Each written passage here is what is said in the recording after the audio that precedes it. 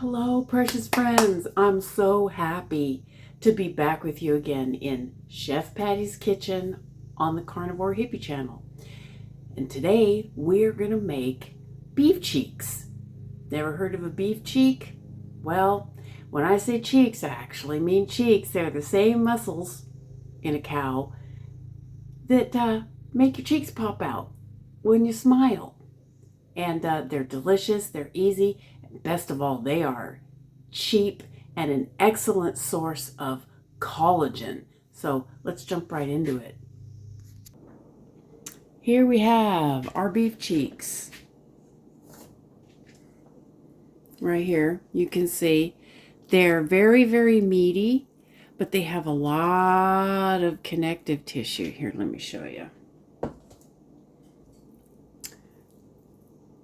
And they tend to have a lot of fat on them. Let me get this other one. So you can see they have a lot of fat here, just a lot of connective tissue. They're very, very tough. You have to slow cook them. So we're going to be doing ours in the Instant Pot. Now what we got right here is we got 2 teaspoons of salt, as you can see back there, Redmond's real salt. Thank you, Redmond's, for sponsoring this video. We've got a teaspoon of dried thyme. You can use the regular dried thyme or you can use ground thyme. If you're using ground thyme, use a little bit less, like maybe 3/4 of a teaspoon, or just to your taste. We got a tablespoon of powdered onion, a half a teaspoon of coriander, just because I like it, and a couple of bay leaves. These are small, so I'm using 3, but you use as much as you want. If you have real big ones, you might want to use 2. And over in the back there, you can see I've got a quart of beef broth, and we may not use all of that, and we have about 4.5, maybe a little more than that, pounds of beef cheeks right here. Now, I do want to say, if you are limited in the kind of seasonings that you can have, if you're wanting to eat really clean and you don't want to have any unnecessary ingredients, you can do this recipe with only salt and water, okay? It will work out wonderfully. So we're going to put our beef cheeks. Sometimes they come in big giant pieces and you have to cut them up a little bit. These came in like 3 big gigantic pieces, so I cut them up a little bit into manageable chunks. And we're just going to put this right here in the crock pot. You don't have to brown anything. We will want some brown flavor when all is said and done, but I have my own method for doing that, and I just don't think going to the trouble of browning everything ahead of time is necessary. I'm going to save this and give that to my little puppy dog because he's going to like that. Now, we're just going to take these seasonings and just sprinkle them all in there. Like I said, all of these seasonings are optional. These are just the ones that I like and that I don't react to. And we're going to take our beef broth. This is just an organic, non-GMO beef broth that you can buy in any store. But as I said, if you need to limit your ingredients, just use water. And I'm going to pour this in just until the liquid comes right up to the top of the beef cheeks. And that's a quart minus a cup. So, let's see. Let me show you how this looks. You can see how the water is just about right at the top with just a little bit of the meat sticking out. Okay? Just throw it all in there. So easy to do. And we're going to put our Instant Pot, whoops, that's backwards. We're going to put our Instant Pot lid on. We're going to set up our timer, and we're going to put this on for 75 minutes on high. Goes faster this way. And precious friends, that's going to cook for 75 minutes, so we're not going to sit here and stare at that for this whole time. So I will see you back here when everything is said and done. Well, here we are, friends. Our Instant Pot is about to be done. And when it is, we're not going to hang around for the thing to depressurize by itself. We're going to do a quick vent. There it goes. And I'll show you how I do my quick vent to avoid making a mess all over the kitchen. So I'm going to click off, keep warm. Turn that off. There we go. Now, yeah, don't open your vent while your pot is underneath the cabinet edge. No, that's a mess. So what I do when I need to let the pressure off is I take a this is a bar mop, but you can use a small hand towel. You can use 2 or 3 layers of washcloth, and you put that over the vent, and then you just trigger the vent. And you can probably see the steam escaping, but the washcloth catches most of any mess that might escape out of the vent. So we're going to let that go. It's going to take a few minutes, and I'll join you in a minute. There we are, precious friends. You can hear that the hissing has stopped, and I just heard the valve indicator drop down, and that means that this is safe to open. This little gap right here is where the valve the pressure indicator is. If it's raised up and you can see a little metal doohickey in there, that means it's not safe to open. But it's dropped down, so now we can open. So you can see in here it's still bubbling. Whoops. I'm going to move the camera a little bit so you can see. Look at that. Does that not look wonderful? I know it does to me. Okay, we're going to back off. And you'll notice I have a skillet over there on the pan, on the stove. It's been used, but I just used it to make some hamburger patties for my meal. So we're going to use it again real shortly. There's no need to wash it because it's all beef. So what we're going to do now is we are going to take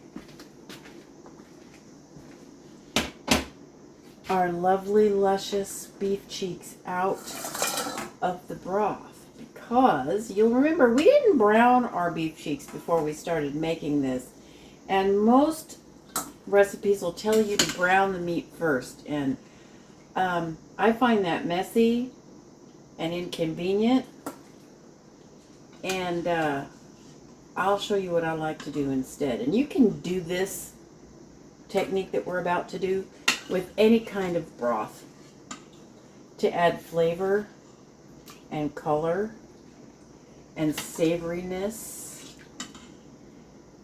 and viscosity. Most people don't think of broth as having texture, but it certainly does. There we go.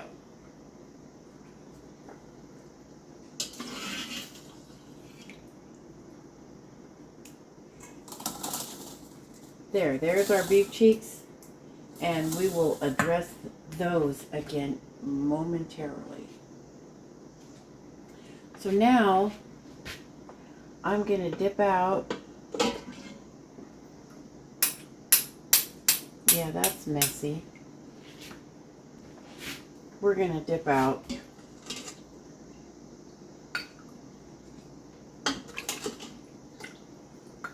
about half of our broth, which is about 1.5 cups.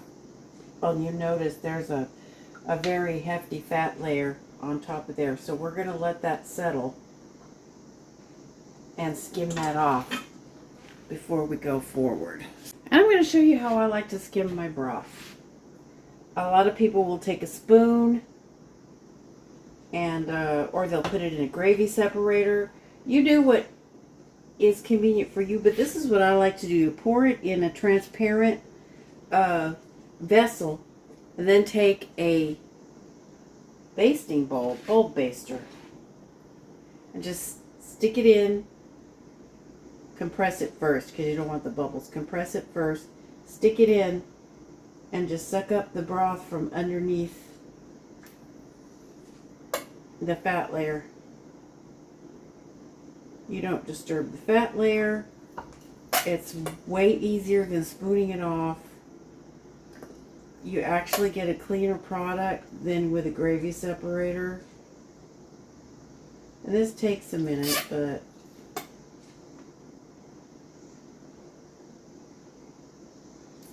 and then I'm just going to putting the broth in the skillet right next to me, because we're fixing to do one of my favorite techniques. This is one of the techniques that I used for the beef stew at the meat stock retreat. And you just keep going until you basically got all the broth out from under the fat layer, which you can easily see.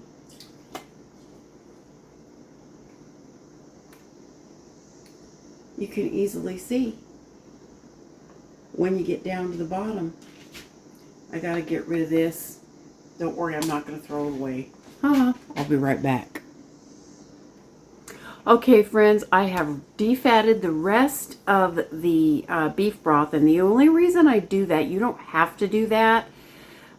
You do for the process that's going on in the stove. You need to have defatted broth for that, but you don't need to defat the rest of your broth unless you want to. The only reason I do that is because I'm sensitive to too much rendered fat, and I like to add in the beef fat that I want to eat at the moment. So I just defat my broth. Anyway, so what we're doing here is we've loaded about half of the defatted broth from here into this saucepan. This is one of my favorite techniques, and as I said, you can use it with any kind of broth. And I've put it in a wide skillet so that it will reduce. And basically what we're going to do is we're just going to reduce this down till it's a glaze. It'll get to the consistency of like pancake syrup. And then we're going to reduce it a little bit more until it starts to brown. And that browning process that we skipped over at the front of everything, that's going to happen here. There's really very little difference between this broth browning and the meat browning at the beginning of the process, except for the fact that this is easier. You get way more control over the amount of browning. There's much less risk of burning, and it's cleaner.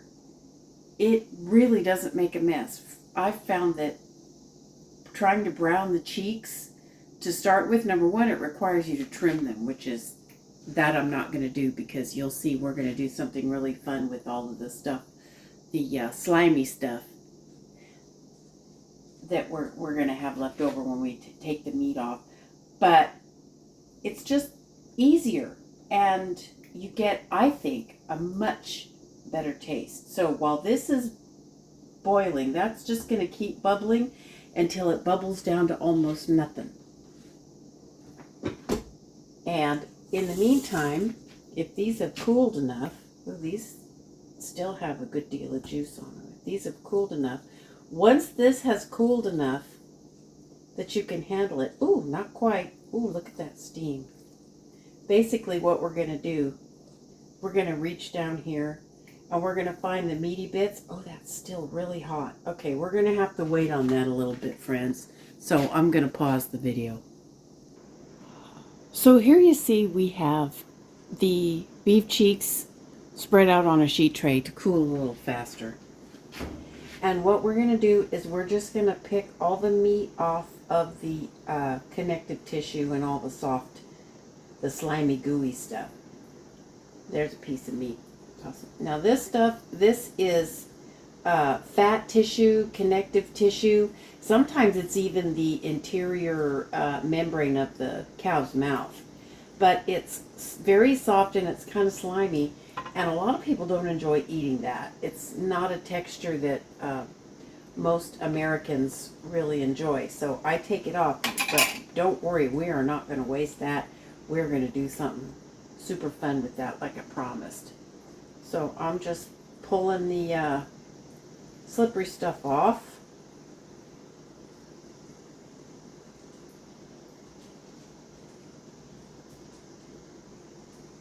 And I'm putting the meaty, yummy, meaty bits in a bowl. Ooh, that one's still pretty hot. Whoa. Wow. That stays hot a long time. Anyway. And our pot here is boiling and boiling. You may notice that it has reduced quite a bit. And the bubbles are kind of starting to stack up on top of each other. That's how you know it's reducing. As it continues to reduce, the bubbles will continue to stack up, and the bubbles will actually get larger too.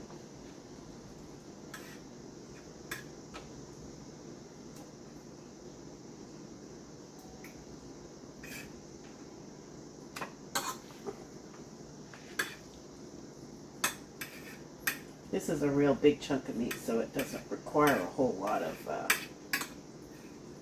pulling apart. There we go. Slimy bits. Whoops. Kicked the camera stand. Sorry.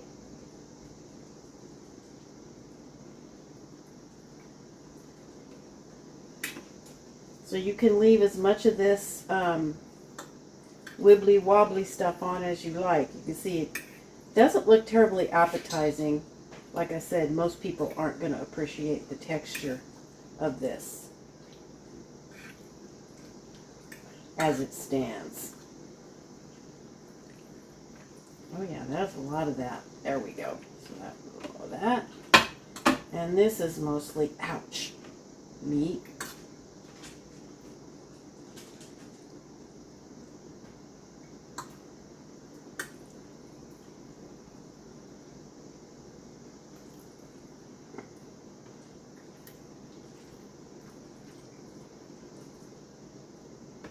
There we go. Now, here's our meat. Here's our, what I like to call slimy stuff. And this is what we're going to use in our next video. I'm going to publish this in 2 parts because it just makes too long of a video. So we're going to set this aside and we will see that again later. I promise. Now I have to wash my hands. Give me a minute. Okay, we're back with clean hands. Now we're going to move over here and we're going to pay attention to this pan. You notice it went from just looking like bubbling liquid, boiling water, to, to looking like maybe magma at the bottom of a caldera. But this is going to cook down, as I said before, to a syrup. And then it's going to start to brown. And when it starts to brown, it is going to create the most incredible flavor because what's going to happen is what's called the Maillard reaction. And what that is people call it caramelization, and it's really more complex than that. When this stuff boils down to a certain point and enough of the water is evaporated, the temperature is going to start to rise very, very quickly. And when the temperature gets over 160 degrees, the Maillard reaction starts. And that Maillard reaction is a breaking down of amino acids. Okay? And also caramelization. So it's more complex than just caramelization.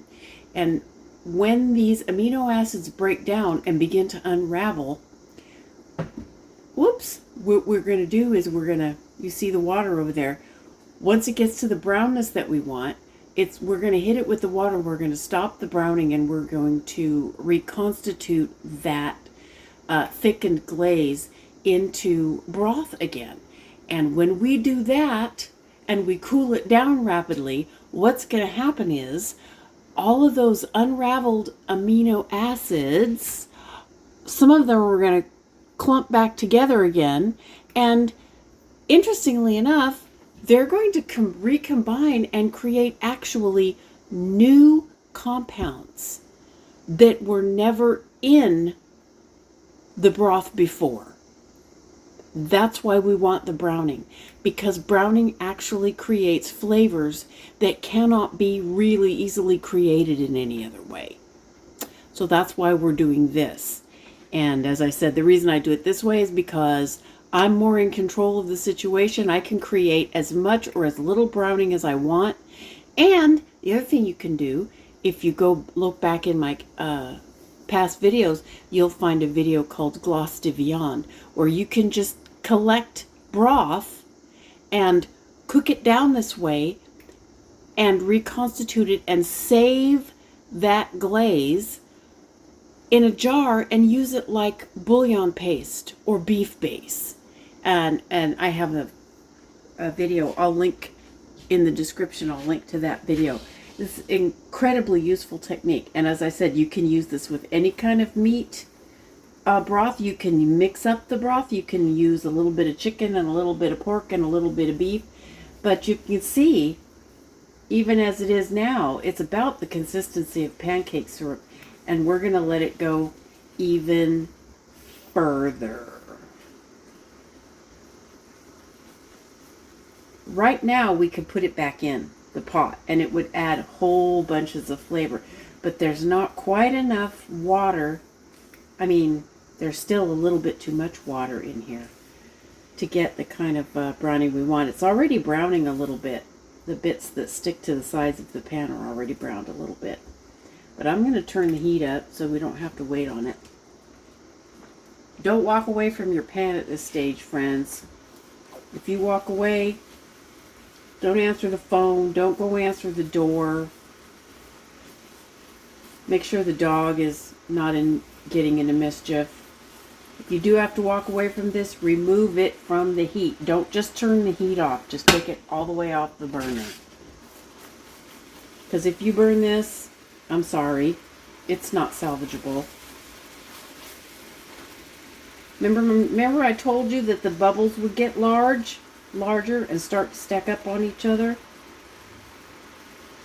That's what we're seeing here. And I don't know if you can see it, but I can see that there's a film starting on the bottom of the pan. And that's that brownness. Can you see it right here? That's the brownness that we're looking for. I'm going to turn back the heat off a little bit because we don't want to burn it. And at this point, it can be done if you only want a little bit of browning. But I have a pretty big pot of stew here, so I want a lot. So this is going to cook down. It's going to start to look kind of like molasses.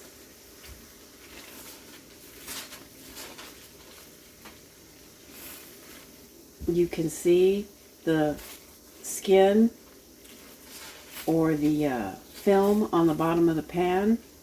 In French cooking, that's called fond. And I'm just going to let it sit here for probably 15-20 seconds to get the browning that I want.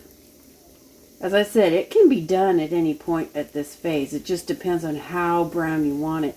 You can go, you know, like golden brown like this, or you can get it really, really super dark, almost to the point of burnt, and it will add such complexity of flavor, and it'll add color. You can see this is starting to turn browner now. It was kind of tan, and now it's almost like milk chocolate colored, brown sugar colored.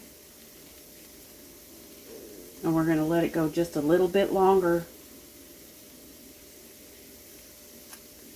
and get nice. I'm going to looking at this patch to see how brown it gets. And just because I'm tired of waiting, I'm going to turn the heat off. And now, watch out, because this is going to make some steam. And it's going to bubble up. And we're going to reconstitute it with about the same amount of water that we cooked out of it, which is about 1.5 cups.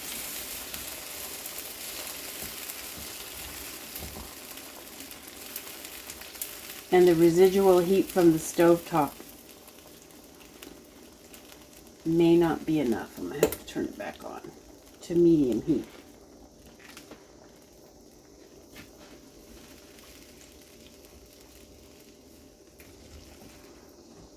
So,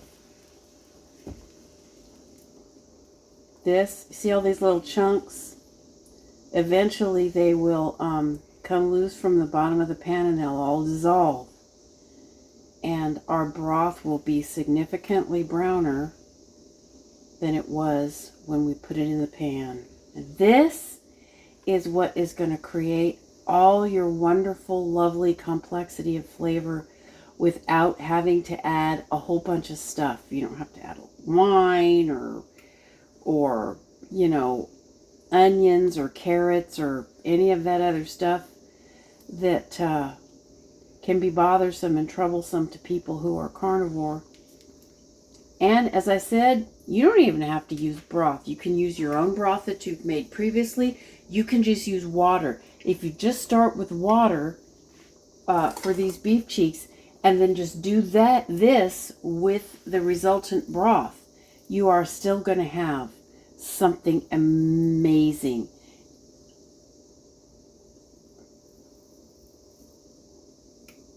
So we're almost all the way dissolved here. I can tell by feeling it. As you stir around on the bottom, turn this off. As you stir it around on the bottom, you can feel that the film on the bottom of the pan has dissolved. Now, as you look at this, you can tell, even though it's back to the same volume that it was before, it's got a much more viscous texture. So the texture has changed, the color has changed, the flavor has changed, and all in all, we have an entirely different and, dare I say, much improved product.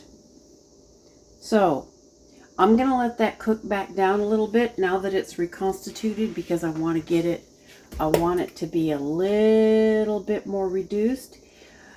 Concentrate that collagen, create that unctuous, viscous texture that everybody loves so much in a stew. We're going to cook that down a little bit more, and I'll see you back here in a few minutes. And we're back. Now, as you can see, I did mention before that the higher the bubbles stack up and the larger the bubbles are, the thicker or more viscous the liquid has become. So you'll see they're kind of piling up on each other somewhat. And on this side of the pan, the bubbles are much larger. And that just has to do with how I've got the pan on the heat. There we go. Now that I've got the pan fully on the heat, you can really see how the bubbles are piling up and how the biggest bubbles are in the middle. That's telling us right here that we have the viscosity that we want. So I'm going to turn off the heat. You have to be careful with it at this stage, because it can very easily boil over and make a mess on your stovetop.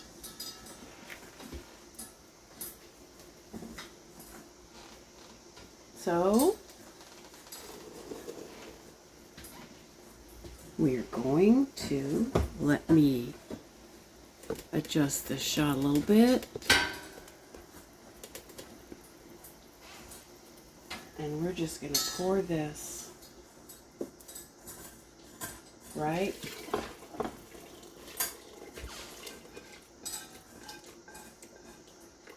Make sure you get your silicone spatula out.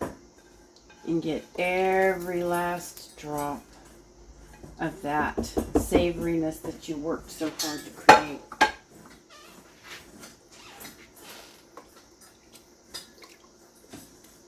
And we're done, friends. Look at that. Does that look delicious? Here, I'm going to serve out a little bit for you to see.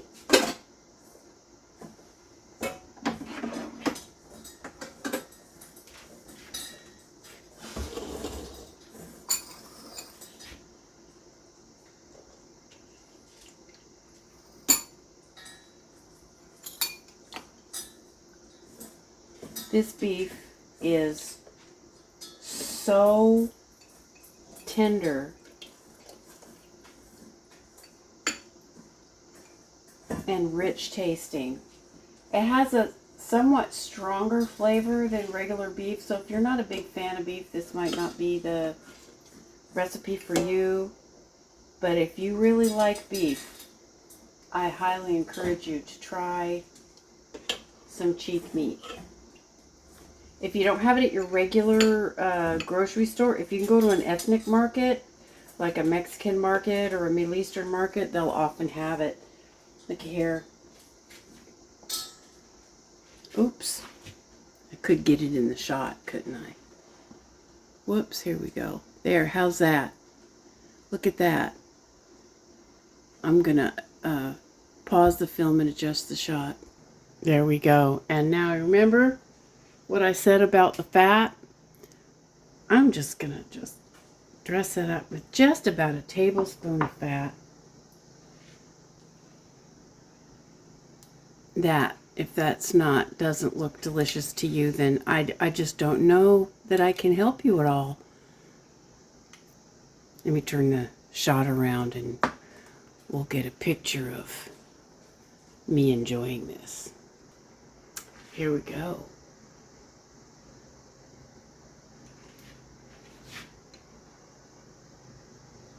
I can't show you very well. Here we go. Look at that. I'm going to taste the broth first. I've enriched it with some of that beef fat.